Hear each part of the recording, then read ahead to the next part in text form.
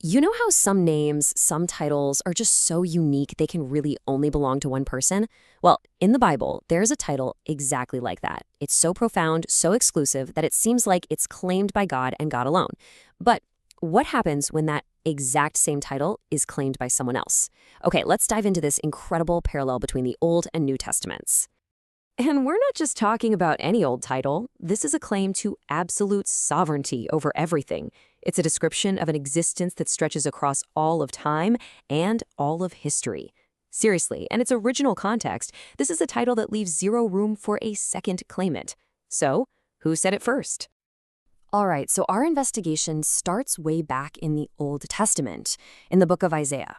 This is where Yahweh, the God of Israel, makes this incredible claim for himself. And he doesn't just say it once. He says it 3 separate times, making it absolutely crystal clear. Now, you've got to understand the sheer weight of this title. The first and the last isn't just some poetic way of saying beginning and end. No, it means he's the one who started it all, the one who surrounds all of time, and the one who controls every single event within it. This is a declaration of ultimate, completely unrivaled authority. So check this out. Here's the first time it shows up. God is pretty much challenging the nations and their idols, asking, hey, who's really in control of history? And the answer is just emphatic. I, the Lord, I am He. He's the one calling every generation into existence from the very start. Then, the second claim gets even more direct. This isn't just about time anymore. It's a flat-out declaration of monotheism. Apart from me, there is no God. That one phrase locks the title, the first and the last, exclusively to the one true God. Period. There can't be another one. And the third time, the title is tied directly to the act of creation itself. The one who is the first and the last is the exact same one whose hand laid the foundations of the earth. This just establishes his authority as cosmic and absolute. So the takeaway here is crucial. In the Old Testament, this title belongs to Yahweh, the creator and the only God. End of story. Okay, now let's jump forward a few centuries into the New Testament, specifically to the book of Revelation. All of a sudden, this unmistakable, super exclusive title reappears, but this time, it's being claimed by a different figure. The Apostle John sees this glorious figure and literally falls down as if he were dead, and it's Jesus Christ who speaks to him. And what does he say? Fear not, I am the first and the last. And he immediately connects that title to his own identity as the resurrected one. The one who died is now alive forever and holds total authority over death itself. And it doesn't stop there. Just a chapter later, Jesus uses the title again, this time when he's addressing the church in Smyrna. And once again, it's tied directly to his victory over death, who died and came to life. You can see this connection is deliberate. It's totally unmistakable.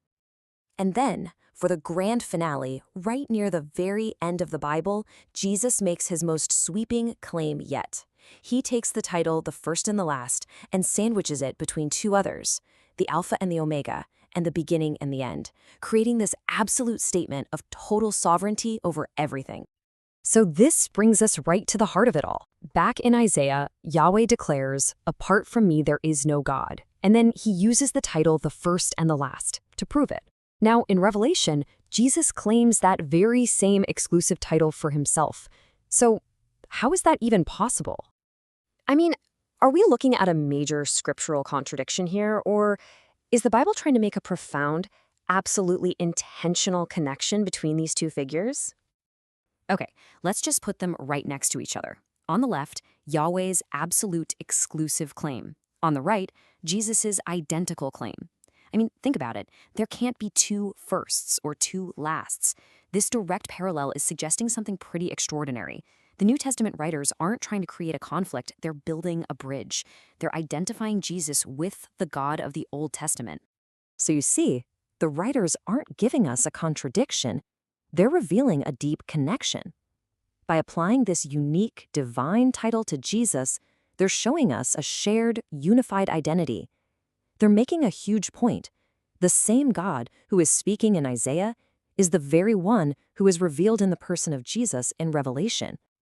And here's the real kicker. This isn't just a one-off thing. It's actually part of a much bigger pattern.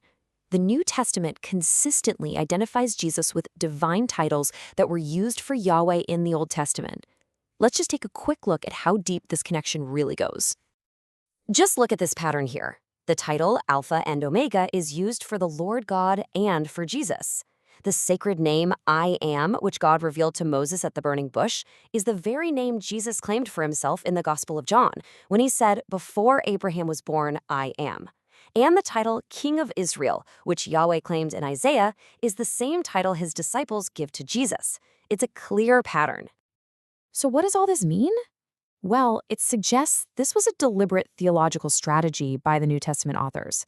They are drawing straight, bold lines from the descriptions of Yahweh in the Old Testament directly to the person of Jesus. It shows this incredible continuity across the entire Bible and reinforces the idea that Jesus shares the very identity of God.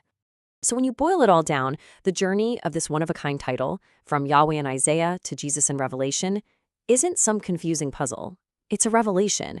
It serves as this powerful scriptural argument for a unified divine identity, showing that the eternal, creating God of the Old Testament is fully and completely revealed in Jesus Christ. So I'll just leave you with this thought. In a text where names and titles carry immense defining weight, what does it mean when the most exclusive divine title is shared? What is this carefully constructed, consistent pattern trying to reveal to us about the very nature of God? That's definitely something worth thinking about.